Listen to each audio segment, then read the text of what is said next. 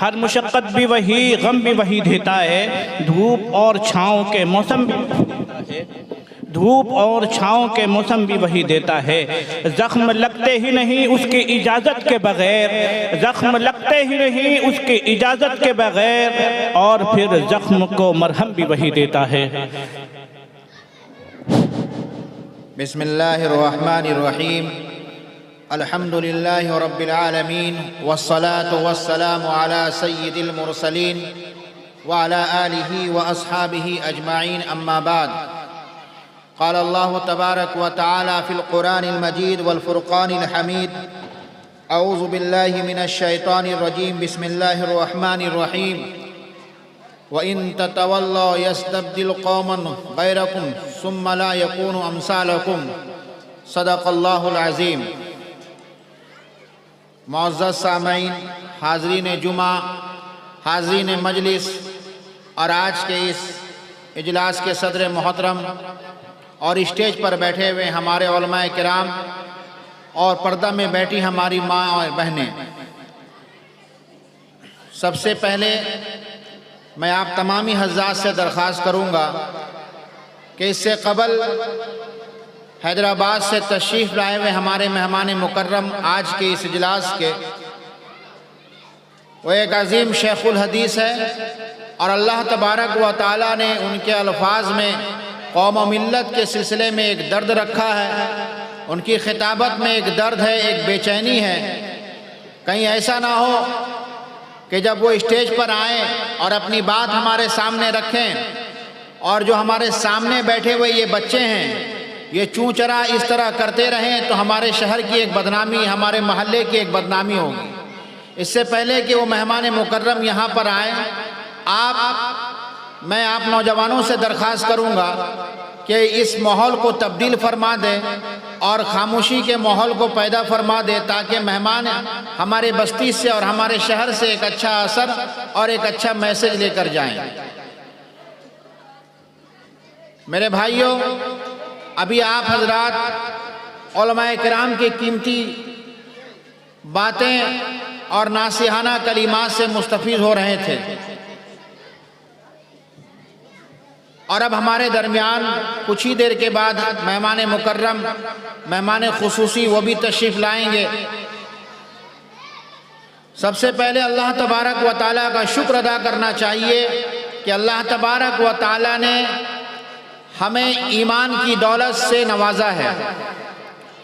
فتنے کا یہ دور ہے، آزمائش کا یہ دور ہے، اور یہ دور وہ دور ہے کہ جس دور میں ہمارا اور آپ کے ایمان کا آزمائش ہو رہا ہے۔ بس اللہ تبارک و تعالیٰ سے دعا کیجئے کہ اللہ تبارک و تعالیٰ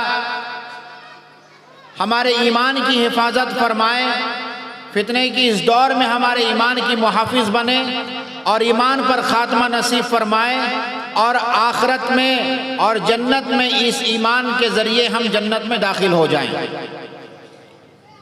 میرے بھائیوں، اس وقت امت مسلمہ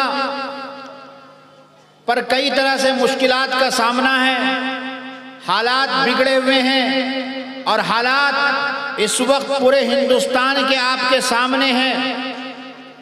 کہیں ہماری مساجد کو مندر میں تبدیل کیا جا رہا ہے، کئی مساجد پر قبضہ کیا جا رہا ہے، ہمارے گھروں پر بلڈوزر چلایا جا رہا ہے، ہمارے گھروں پر قبضہ کیا جا رہا ہے، نوجوانوں کا انکاؤنٹر کیا جا رہا ہے، ہمارے نوجوانوں کو جیلوں میں بھرا جا رہا ہے۔ طرح طرح کے حالات آج ہم مسلمانوں کے ساتھ اس ہندوستان کے اندر ہیں، اور آج کے حالات کو دیکھ کر ہم مسلمان دو حصوں میں تقسیم ہو گئے۔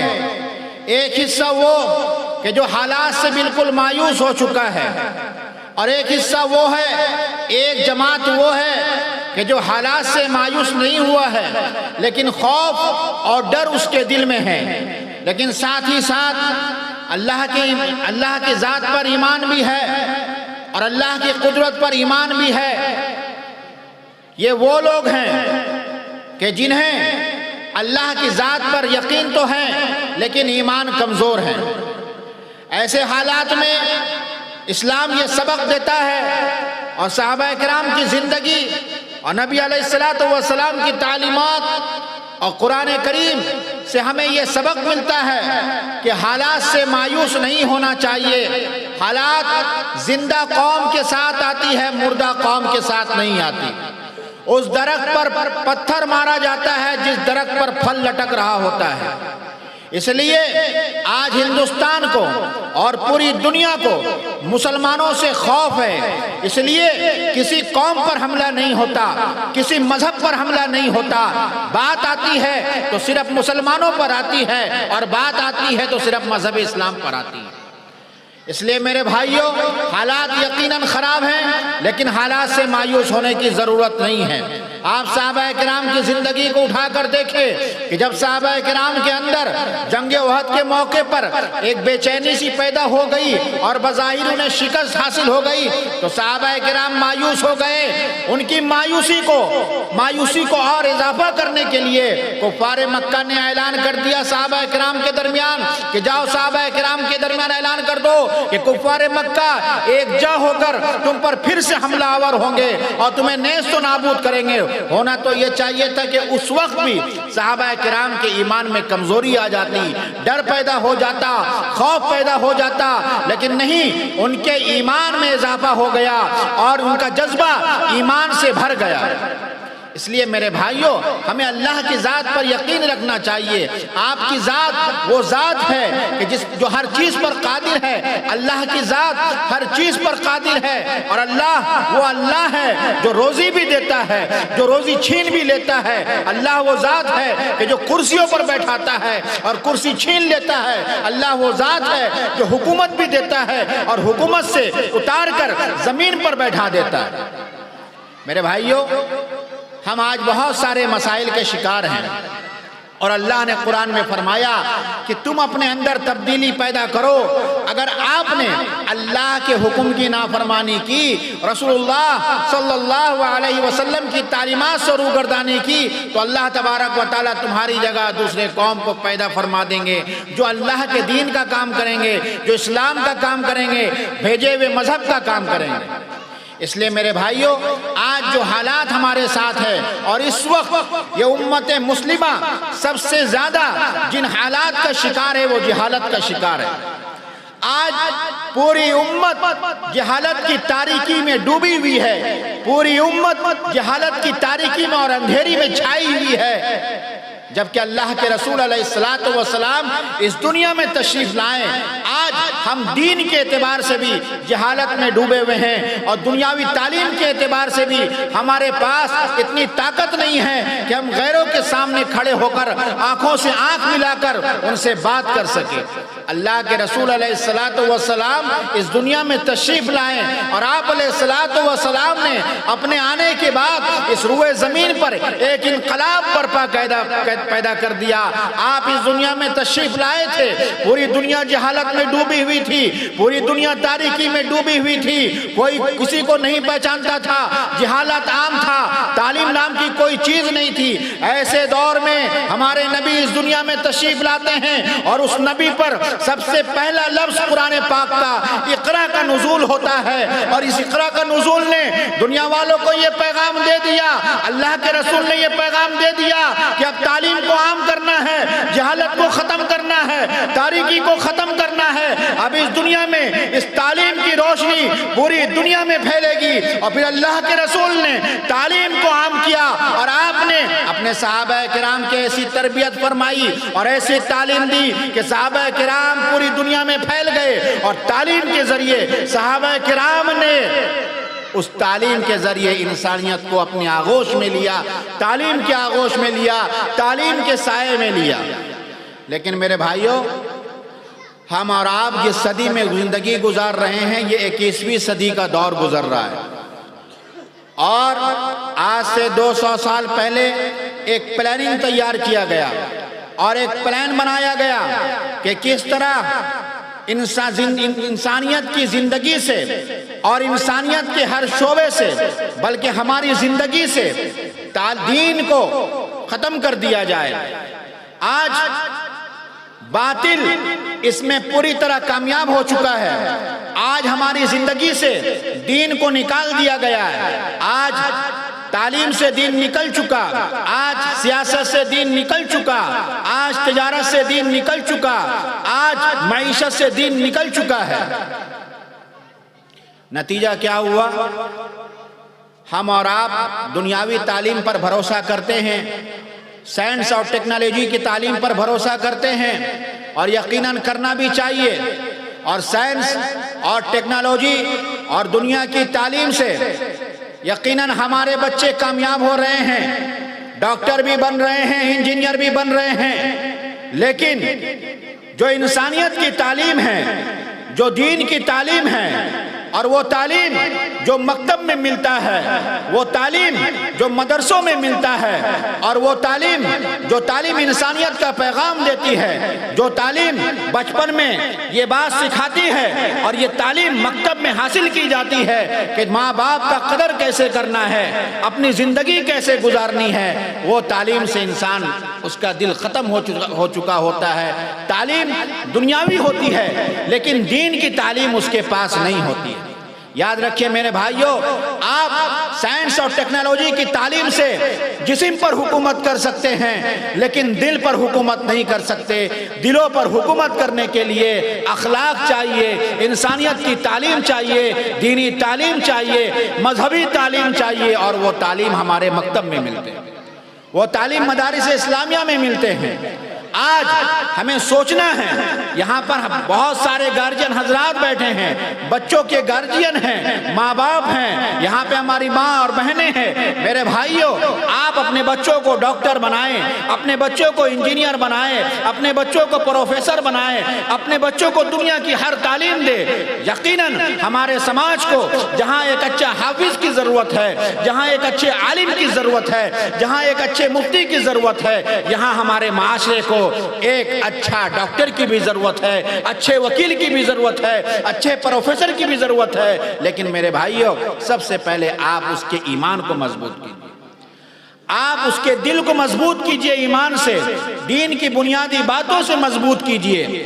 اور یہ ساری کی ساری باتیں آپ کو مکاتب کے ماحول میں ملیں گے، مکتب کے ماحول میں ملیں گے. جب یہ چھوٹا سا بچہ، جانتے ہیں آپ کے سامنے ابھی کئی چھوٹے چھوٹے بچے آئے، اپنے ٹوٹے پھوٹے انداز میں انہوں نے اپنے صلاحیت کو آپ کے سامنے رکھا، اپنی استعداد کو آپ کے سامنے رکھا، اپنے الفاظ کو آپ کے سامنے رکھا.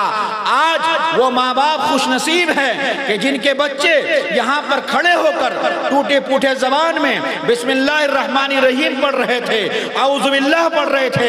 جانتے ہیں ان بچے کی فضیلت کیا ہے؟ آج یہ بچہ ٹوٹے پھوٹے انداز میں اللہ کا نام لے رہا تھا، اللہ عرش پر فرشتوں میں اعلان کر رہا تھا کہ نہیں نہیں، اب باز گلی کے اندر اور شہر کٹک کے اندر میرا عذاب اترنا تھا لیکن عذاب نہیں اترے گا. کیوں؟ اس لیے کہ شرم آتی ہے مجھے عذاب بھیجنے میں. ایک چھوٹا سا معصوم بچہ اپنے ٹوٹے پھوٹے الفاظ میں میرا نام لے رہا تھا. یہ چھوٹے چھوٹے بچے بہت قیمتی بچے ہیں، بہت معصوم بچے ہیں میرے بھائیوں. اس لیے ہمیں سوچنے کی ضرورت ہے. حالات اس قدر خراب ہو چکے ہیں کہ ہمیں اپنے بچوں کے ایمان کی حفاظت اور اپنے نسلوں کی ایمان کی حفاظت کرنی ہے. لیکن میرے بھائیوں، ہمارے ساتھ جو مسائل ہیں اور جو حالات ہیں، ان حالات سے ہم چھٹکارا کیسے پائیں گے اور ہمارے مسائل کا حل کیسے ہوگا؟ کیا ہم اگر اپنے بچوں کے ہاتھوں میں موبائل دے دیں، کیا ہم اپنے بچوں کے ہاتھوں میں لیپ ٹاپ دے دیں، کیا ہم اپنے بچوں کے ہاتھوں میں اسمارٹ فون دلا دیں تو کیا ہمارے مسائل حل ہو جائیں گے؟ نہیں، مسائل پیچیدہ ہو جائیں گے. اگر ہمیں اپنا مسائل کو حل کرنا ہے اور اپنے مسئلے کو حل کرنا ہے تو میرے بھائیوں، آپ اپنے بچوں کے اندر بتائیے کہ اخلاق کیا ہے، ماں باپ کی قدر کیا ہے. ہاں، ابھی تم بچپنے کی زندگی گزار رہے ہو، کل ہو کر ایسی زندگی تمہارے سامنے آئے گی کہ تم جوانی کی دہلیز پر قدم رکھو گے، جوان ہوگے، تمہاری زندگی میں تمہاری بیوی آئے گی، تمہاری زندگی میں تمہارا شوہر آئے گا، ان کی قدر کیا کرنی ہے. آج یہ باتیں ہمارے بچوں کو نہیں معلوم، اور یہ بچے جب بڑے ہوتے ہیں، جوانی کی دہلیز پر قدم رکھتے ہیں تو غصے میں آ کر، چند باتوں میں آ کر، چھوٹی چھوٹی جھگڑوں میں آ کر، چھوٹی چھوٹی باتوں میں آ کر اپنی بیوی کو طلاق دے دیتے ہیں. بیوی چھوٹی چھوٹی باتوں میں آ کر اپنے شوہر سے بدتمیزی کرتی ہے. یہ سارے کے سارے حالات آج ہمارے سماج میں، ہمارے معاشرے میں اس لیے پیدا ہو رہے ہیں کہ ہم نے وہ تعلیم نہیں دی جو تعلیم کی ضرورت انہیں بچپن میں تھی. کاش ہم انہیں تعلیم دیے ہوتے، کاش ہم انہیں مکتب کی تعلیم سے آگاہ کیے ہوتے، کاش ہم ان کے دل کو قرآن کی تعلیم سے اور نبی علیہ السلام کی تعلیمات سے آگاہ کیے. اس لیے میرے بھائیوں، اپنے بچوں کے دل کو ایمان سے مضبوط کیجیے. ایک کتاب، آخری بات، ایک کتاب میں چند دن پہلے پڑھ رہا تھا. اس کتاب کا نام ہے آج کی دنیا اور ٹیکنالوجی. اس کتاب میں ایک بات، بڑی عجیب بات لکھی اور بڑی بات ہے. وہ لفظ مختصر، بات بڑی. اس کتاب میں یہ بات لکھی تھی کہ آج انسان سب کے بیچ رہتے ہوئے بھی تنہا ہو گیا. آج انسان سب کے بیچ رہتے ہوئے بھی اکیلا پن کا شکار ہو گیا. آج انسان سب کے درمیان رہتے ہوئے بھی محبت کا پیاسا ہو گیا. کیا مطلب؟ آج ہمارے گھروں کے ماحول کو جائیے، ہم اپنے گھروں میں داخل ہوتے ہیں، میں بھی داخل ہوتا ہوں، آپ بھی داخل ہوتے ہیں. ایک خاندان ہوتا ہے، بہن کی شکل میں، بھائی کی شکل میں، بیٹی کی شکل میں، شوہر کی شکل میں، بیوی کی شکل میں، ماں کی شکل میں، باپ کی شکل میں، والدین کی شکل میں، لیکن سب کے ہاتھوں میں موبائل ہوتا ہے. اور آج کی عورتیں موبائل پر پاکستانی سیریل میں مصروف ہوتی ہیں. وہ کھانا بناتی ہے، موبائل دیکھتی ہیں. باپ الگ یوٹیوب کی دنیا میں مصروف رہتا ہے، بیٹا الگ واٹس ایپ کی دنیا میں مصروف رہتا ہے، بیٹی الگ کسی کے ساتھ چیٹنگ میں مصروف رہتی ہے. اور یہ سارے کے سارے خاندان محبت کی بھیک آپس میں ایک دوسرے سے مانگ رہے ہیں. آج ماں باپ کے پاس وقت نہیں ہے کہ ہم اپنی اولاد کی اصلاح کر سکیں، ہم اپنی اولاد کی خیریت پوچھ سکیں. آج والدین اولاد کے پاس وقت نہیں ہے کہ ہم اپنے ماں باپ سے دو بات کر لیں، اپنے ماں باپ کی خبر گیری کر لیں. آج ایک شوہر کو بیوی سے محبت کرنے کے لیے وقت نہیں، ایک بیوی کو اپنے شوہر کو عزت دینے کے لیے وقت نہیں ہے. اس موبائل نے وہ چکر ہمیں پھنسا دیا ہے کہ ہم اور آپ محبت کے محتاج ہو چکے ہیں. آج خاندان محبت کا محتاج ہو چکا ہے. اس لیے میرے بھائیوں، اپنی اولاد کی صحیح تربیت فرمائیے، اپنے اولاد کے ایمان کو مضبوط کیجئے اور موبائل کی دنیا سے اپنے بچوں کو دور رکھیے، خود بھی دور رہیے. یقیناً میں سمجھتا ہوں کہ شیطان نے اس موبائل کے ذریعے سے وہ کام کر دیا جو وہ کبھی سوچا بھی نہیں ہوگا. اور شیطان بھی اب گھر جا کر واپس بیٹھ چکا ہے کہ اب ہم تو کھلونا دے چکے ہیں ایک شیطانیت کی شکل میں، اور وہ شیطان آج ہمارے ساتھ ہر وقت، یہاں تک کہ نماز میں رہتے ہیں، دین میں رہتے ہیں، قرآن میں رہتے ہیں، مسجد میں رہتے ہیں، لیکن ہمارے ساتھ رہتا ہے. اللہ تبارک و تعالی ہمیں اور آپ کو سننے سے زیادہ عمل کرنے کی توفیق عطا فرمائے. میرے بھائیوں، اپنے بچوں کے ایمان کی فکر کیجئے. حالات اتنے خراب ہو چکے ہیں کہ آج بچے، ہم سمجھ رہے ہیں کہ ہم اپنے بچوں کو اسکول بھیج رہے ہیں، ہم سمجھ رہے ہیں کہ ہمارے بچے کالج جا رہے ہیں. آج تاریخ اٹھا کر دیکھیے کالجوں کی، آج تاریخ اٹھا کر دیکھیے اسکولوں کی. آج کفریہ کلمات کالجز میں پڑھائے جا رہے ہیں، آج اسکولوں میں کفریہ کلمات سے سکھائے جا رہے ہیں. ہمارے ایمان کی حفاظت کا ایک مسئلہ بن چکا ہے، ہماری نسلوں کی ایمان کی حفاظت کا مسئلہ بن چکا ہے. آج ہماری نوجوان بیٹیاں کالج کی دنیا سے غیروں کے ساتھ بھاگ رہی ہے. کون ذمہ دار ہیں؟ مرتد ہو رہی ہے، ارتداد کا شکار ہو رہی ہے، مذہب تبدیل کر رہی ہے. ہم اور آپ اس کے ذمہ دار ہیں.